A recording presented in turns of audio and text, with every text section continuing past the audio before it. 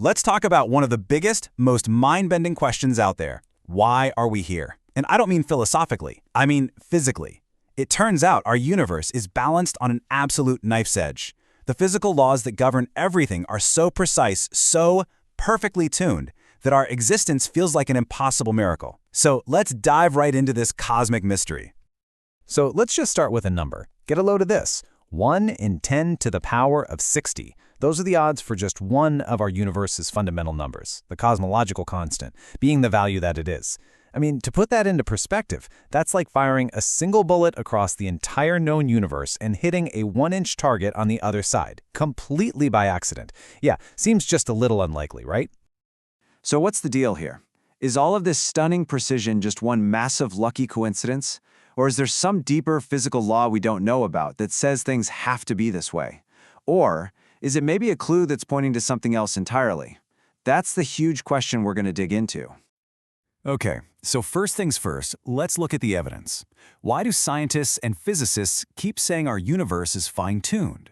Well, it's because the basic numbers that literally define our reality seem to be dialed in with an accuracy that is just staggering. And what's really wild is how it's all connected. You tweak that cosmological constant just a tiny bit, and the universe either rips itself to shreds or collapses back into a singularity before a single star can even light up. You mess with the strong force that holds atoms together, forget about it. You don't get carbon, which is, the building block for all life as we know it. Even a tiny change in the mass of electrons and protons means no stable atoms. The takeaway here is pretty stark. If these numbers weren't exactly what they are, we just wouldn't be here to talk about it. So we've got this incredible mystery on our hands. But there's a really important clue in this whole investigation that we have to consider, and it has everything to do with us, the people doing the observing. It's an idea called the anthropic principle. At first glance, it sounds a little bit circular, right? Of course we live in a universe that can support life, because if it couldn't, we wouldn't be around to notice. And that's exactly the point. It's a kind of cosmic selection bias. This principle doesn't explain how the universe got its perfect properties, but it does explain why any conscious observer anywhere in the cosmos is guaranteed to find themselves in a universe that's friendly to life. And that is such a crucial distinction to make. The philosopher Nick Bostrom nailed it when he said this. The anthropic principle isn't the final answer that solves everything, but any theory that tries to explain our universe has to take it into account. Think of it as the starting block for all the deeper questions. All right, so we've got our evidence, we've got our first major clue. Now it's time to line up the usual suspects.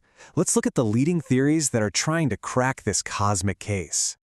We're going to break it down into 3 big ideas. First up is the multiverse, the theory that our universe is just one of a practically infinite number of others. Second, we'll look at the idea of a grand designer, the hypothesis that this was all set up this way on purpose.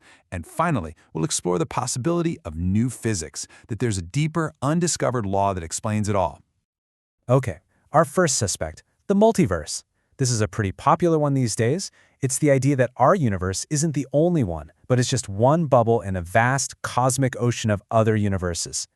So ideas like string theory predict this thing called the cosmic landscape with something like 10 to the power of 500 possible universes, each with its own different laws of physics. If that's true, well, fine-tuning isn't a mystery anymore. It's just a game of odds. With that many universes out there, it's pretty much a guarantee that a few of them would have the right settings for life to pop up. We just happen to live in one of them. We won the cosmic lottery. But here's the catch, and it's a big one. We have absolutely no way to test it. Okay, let's move on to our second suspect, and this one takes us from the world of theoretical physics into philosophy and even theology. It's the idea of a grand designer. The logic here is pretty straightforward. The universe looks like it was designed because it was. Some kind of intelligence, whether you call it God, a creator, or maybe even the programmer of a giant computer simulation, intentionally set the dials of physics to just the right places to allow for life. But the main philosophical pushback is just as straightforward. Who designed the designer? You see, it doesn't actually solve the problem of complexity, it just kicks the can down the road.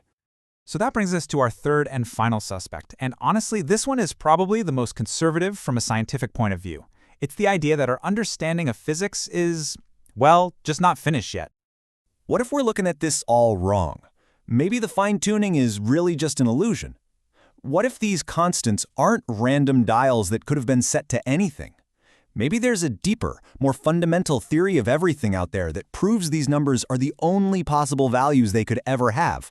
We just haven't found it yet. This is really the great hope for a lot of physicists, that the whole mystery will just dissolve with more knowledge. So, after all that, where does it leave us? Well, we've gone over the evidence, we've lined up the main suspects, but the truth is, the case of the fine-tuned universe is still very, very much open. It's fascinating when you put the two most radical theories, the multiverse and a designer, side by side. You realize they share the exact same problem. The multiverse explains fine-tuning with sheer probability. The design hypothesis explains it with purpose, but both of them get hammered with the same criticism. They're fundamentally untestable, which puts them on the fringe, or for some people, completely outside, the realm of science. And this is where we can bring in a classic tool for thinking, Occam's razor. You know, the idea that the simplest explanation is probably the right one. But what's simpler here? An almost infinite number of unseeable universes, or one unseeable designer? Honestly, physicists and philosophers are completely divided on that exact question. And that's where we have to leave this investigation for now. The fine-tuning of our universe is, without a doubt, one of the deepest puzzles in all of science. Is it a real clue, pointing us towards a multiverse, a creator, or some deeper physical law we haven't found yet? Or is it just a failure of our own imagination, the ultimate cosmic blind spot that we can't see past because we're living inside the very thing we're trying to figure out? For now, the case remains unsolved.